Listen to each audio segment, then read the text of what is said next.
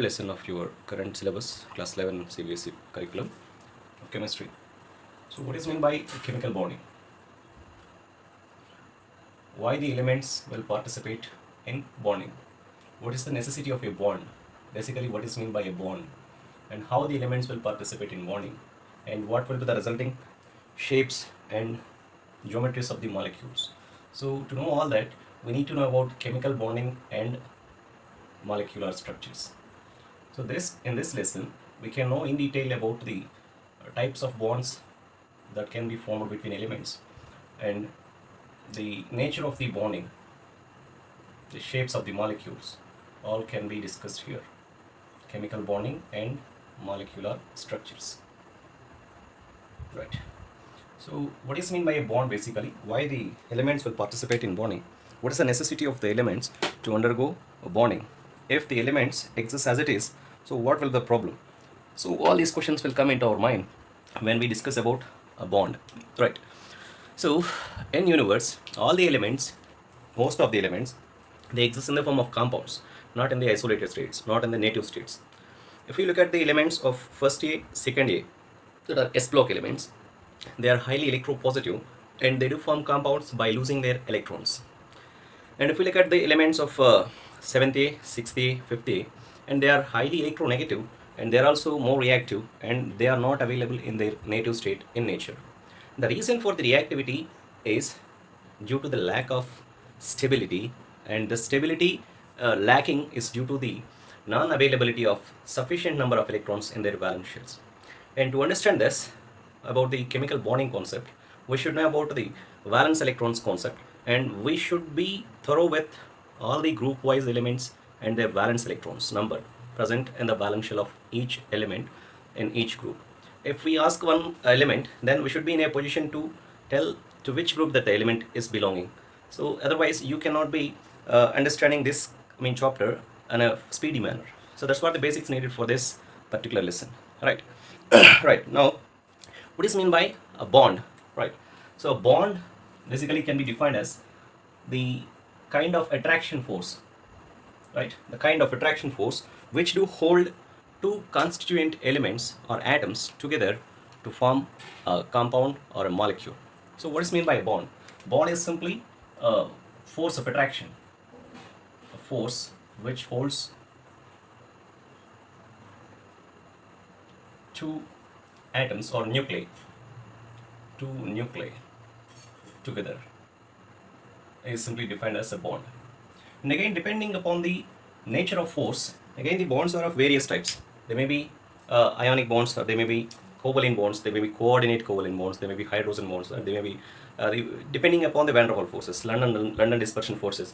Different kinds of forces of attractions are present in between atoms, right? So depending on the kind of nature of the force, again bond can be named according to the nature of the force. And now to understand this in detail, first let us know about the valence electrons. What are valence electrons? The electrons present in the outermost shell of an element are nothing but the valence electrons. So, right, and mostly, based on the generalization, we can consider that mostly the atoms of elements will be stabilizing by gaining or losing electrons in such a way that they do maintain 8 electrons in their valence shell. So, maintaining 8 electrons will make the atoms of elements to be stable. So, this concept is named as octet rule. Octet rule. So what is meant by octet rule? So octet rule is nothing but the rule states that if the atoms of some elements or atoms of elements, if they possess 8 electrons in their valence shell, then definitely they'll become stable.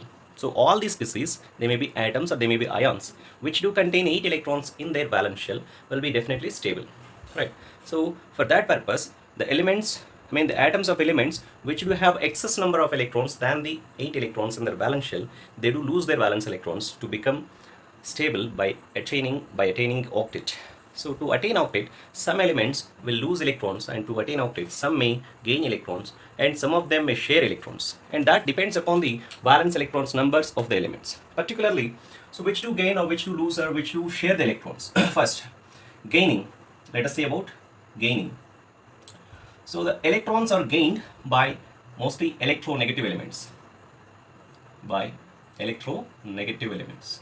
What are electronegative elements? For this, you should have a basic idea about the classification of elements in your class 10. So elements of mostly you can consider from nitrogen family, chalcogens and halogens.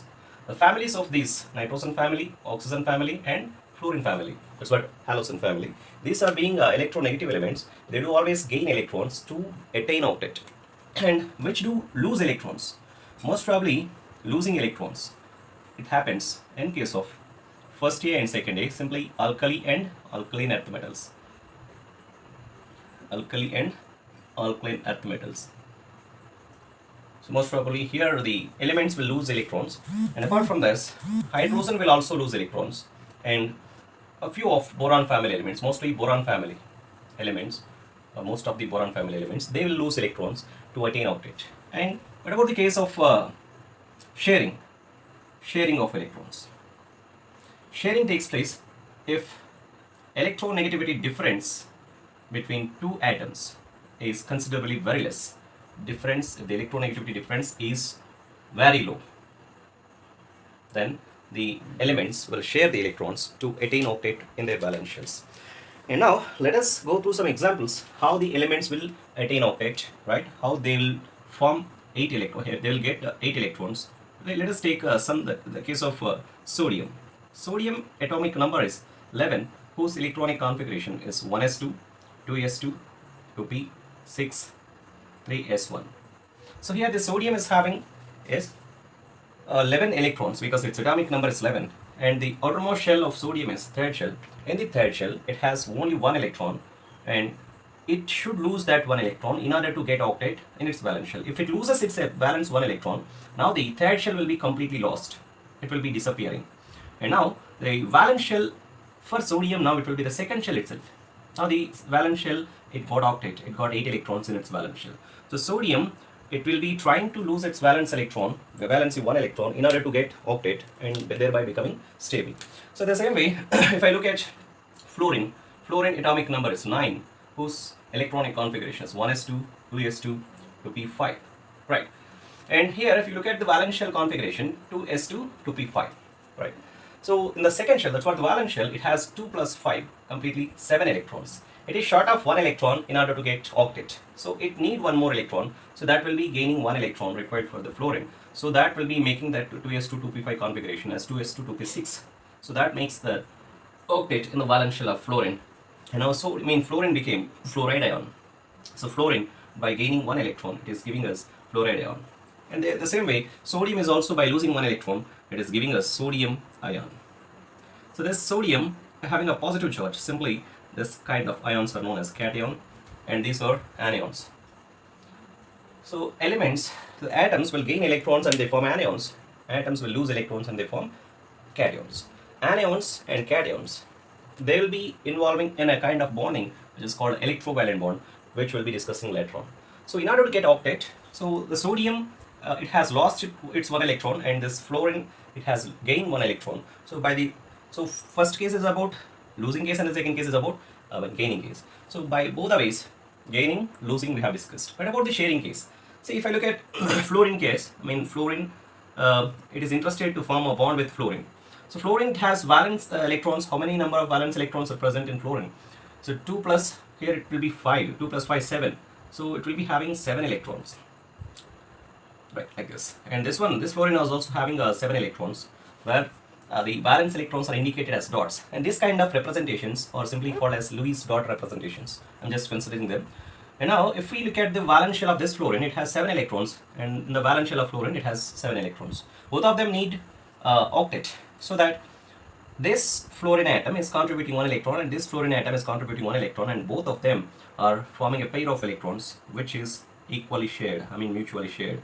By mutual sharing of the pair of electrons, so both the fluorine atoms may be getting a bond between them, so that F bond F.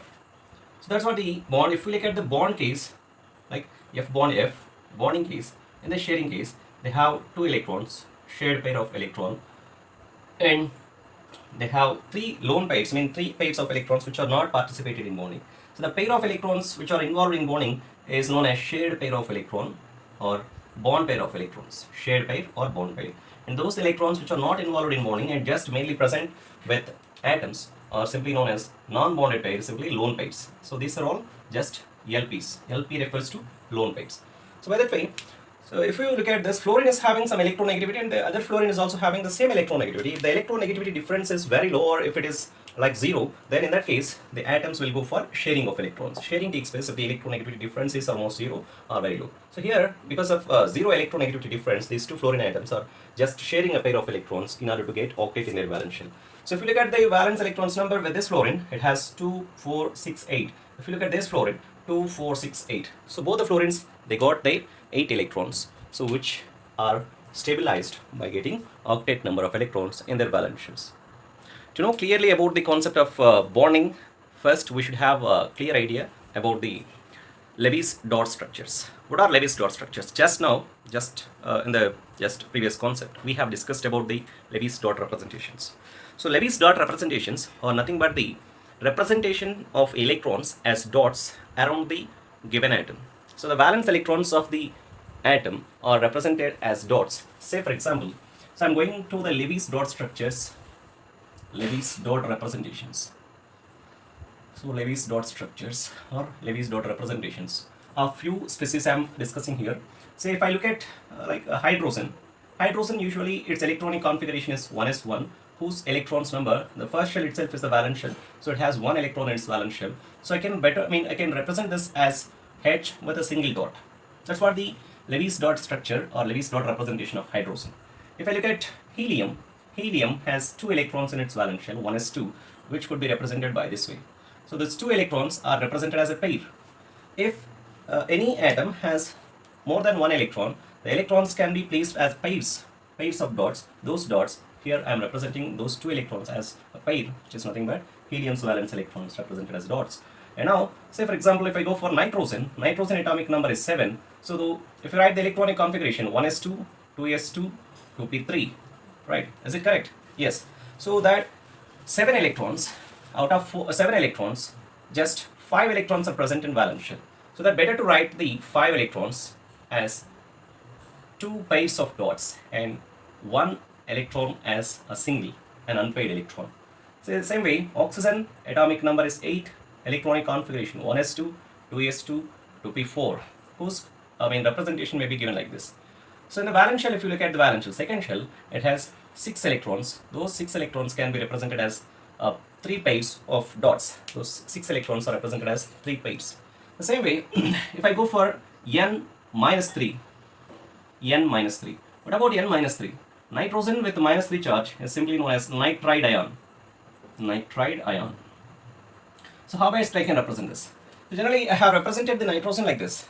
Now the nitrogen minus 3 means nitrogen has gained 3 electrons. So 3 more electrons we can place here. So better to write n. There were 5 electrons and now 5 electrons plus 3 makes 8 electrons around nitrogen. So this is what the Lewis dot representation of nitride ion, n totally a minus 3 charge. The same way you can go for oxide ion Lewis dot representations, O minus 2, you can do this. So oxygen was having 6 electrons whose valence electrons number is 6 and 6. After gaining 2 more electrons, that will be making it as 8. O, 8 electrons are represented as 4 pairs of dots, right? That's what the Lewis dot representation of oxide ion. The same way, you don't need to go for writing the electronic configuration all the times. Better to remember the group number of the element. If you can remember the group number, you can easily write the valence electrons. You can usually recall the electrons number, valence electrons number of that element, so that you can happily write the Lewis dot representation just remembering the valence electrons of the element. Say for example, if I give you an element like B plus 3, I'm giving you B plus 3, boron plus 3. So boron's atomic number is, to which group that boron belongs to? That's what my question. So boron belongs to third A group. So the valence electrons number will be 3, isn't it? So the valence electrons number is 3. Better to write the electronic configuration in this particular case. 1s2, 2s2, 2p1 is the configuration. By removing these 3 electrons, what happens? B plus 3 refers to the valence 3 electrons are lost. Because the atomic number of boron is 5, I have written the electronic configuration by this way. And I am now removing 3 electrons because it is asking us for B plus 3. So removing these 3 electrons will leave you 2 electrons with B. So that I am writing B with 2 electrons and with a plus 3 charge. And you can you draw the Lewis dot structures for few more species, which I am going to give you as your home task, right? Just do this. I'm not specifying by numbers. I'm just giving you directly. I try to write the Lewis dot structures for these species. Right. See this. F minus, Cl minus, say like P minus 3, phosphide ion, right? S minus 2, right? And then about K plus, right? And few more examples I'm writing here. CS plus, Ca plus 2, Mg plus 2, and C minus 4, and then about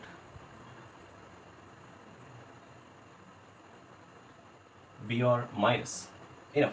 Just consider these species and try to write the Lewis dot representations for those species. Enough. Then for practice, I'm giving you argon, and then about neon, helium plus, lithium plus 2, right? And then strontium plus 2, right? These are few examples where you can practice and you can draw the Lewis dot structures. It's very important. Kindly practice this and you'll be getting some idea about the Lewis dot representations. Kindly don't write the electronic configuration of all these elements. No need to write. Better to remember the group numbers and recall the group valence number so that you can write happily the Lewis dot structures. Right? Done. And now Lewis dot representation of few molecules and molecular ions. Lewis dot representations of few molecules and molecular ions.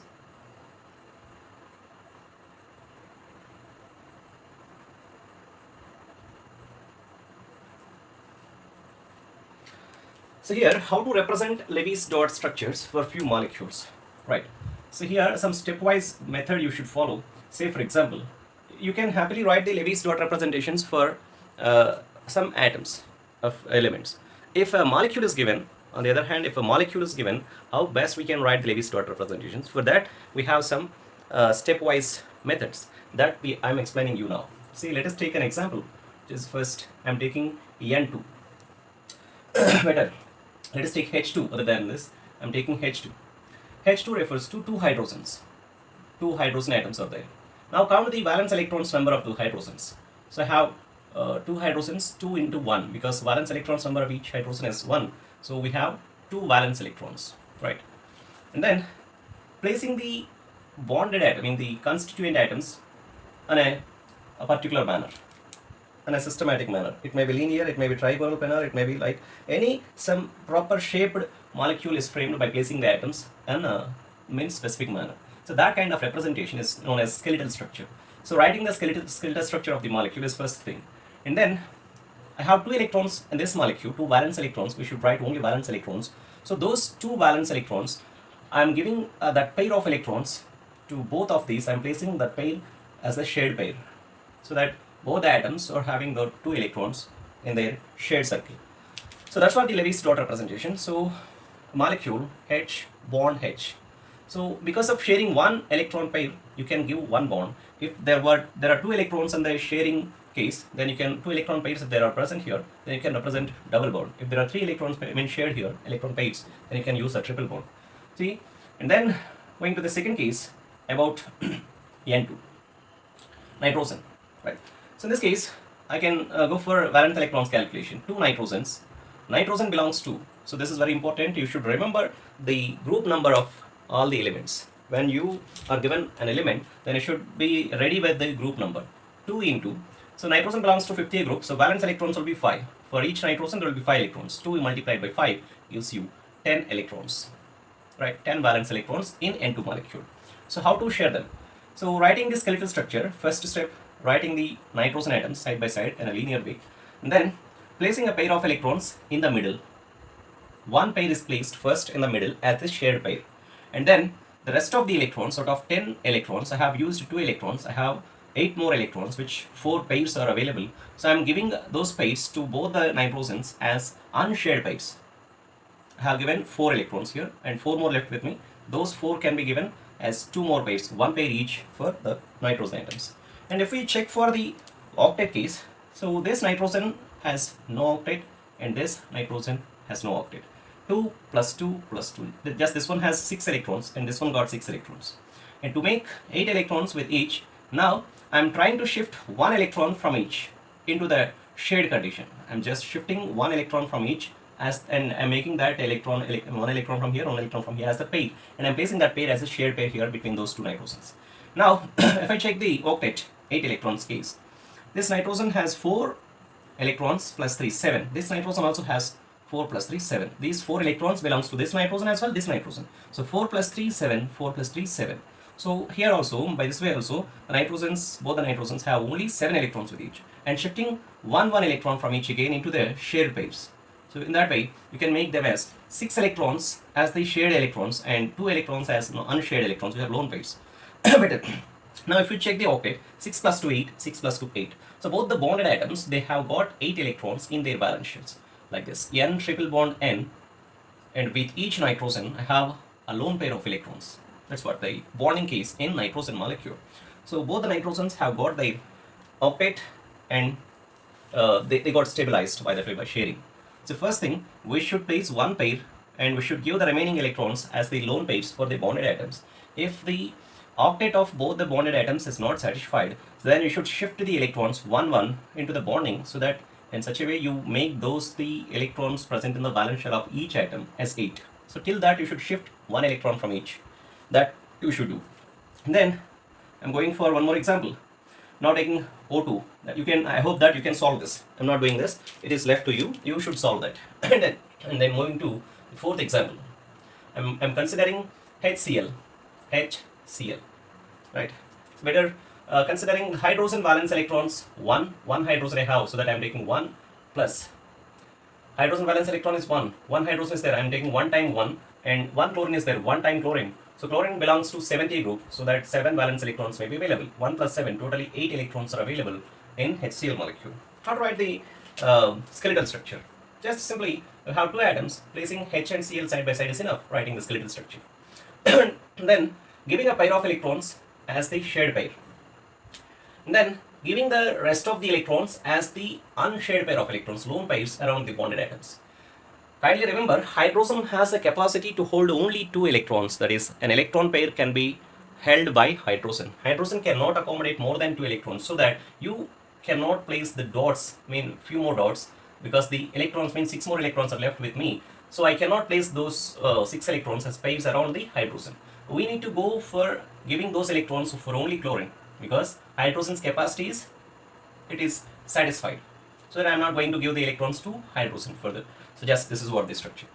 If you look at the hydrogen condition, hydrogen will be with only duplet.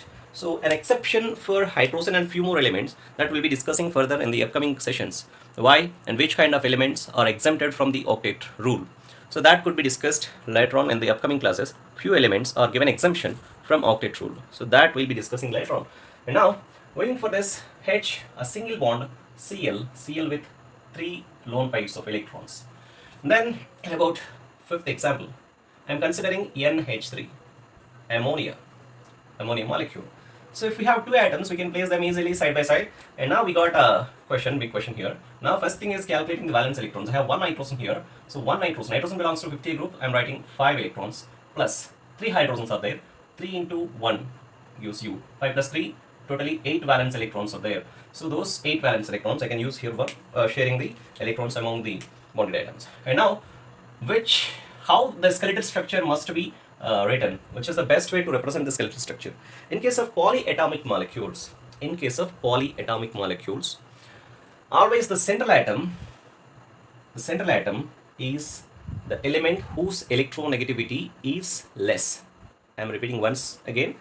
A central atom is selected in such a way that the element whose electronegativity is low, it must be selected as a central atom. In this case, nitrogen and hydrogens are there. Hydrogen generally it is with less electronegativity, and one more thing you should consider, some limitations are there. Hydrogen never be placed as a central atom. Even though it is less electronegative, hydrogen can never act as central atom. So only option available is nitrogen must be kept in the middle, and the rest of the elements, that's what the hydrogens, are placed as the bonded atoms. So bonded atoms in the sense, placing the hydrogens in a symmetrical manner. So 3 hydrogens I can place as a triangular shape, in a triangular shape. Then placing the pairs of electrons as the bonded atoms, bonded pairs. So I'm just giving 3 pairs of electrons between each two cases. I mean, between each two atoms, I should give a pair of electrons, right? And then I'm left with an electron pair. Out of 8, I have used 3 pairs. 3 2s are 6 I have used. I'm left with one more pair. That extra pair which is left must be placed as non-bonded pair around the nitrogen, because the hydrogen's maximum capacity is 2. So the hydrogens got their duplet. So duplet is satisfied for hydrogen. The excess electron pairs, if any remain with you, if any left with you, that excess electron pair or excess electrons must be kept as pairs of electrons around the central atom. So that's what the central atom, middle atom is nitrogen. I kept that electron pair around nitrogen as a non-bonded pair. So now I can write this as N single bond H, right, and single bond H, pair of electron which is present at central atom as non-bonded pair, whose bonding it will be like that. And then about the next case, 6th, it's all about H2O2. Now the question is, which must be kept as the central atom, which must be considered as bonded atoms? I have already discussed with you, hydrogen is always the bonded atom, and the central atom you can consider oxygens, right? Then about the case of valence electrons, 2 hydrogens have their 1 electron with them, and 2 oxygens, each oxygen has 6 electrons. 2 6 are 12 plus 2 is 14 electrons. You better try these, try this one and write the Lewis dot representation for this particular molecule. You can get some idea about that, right?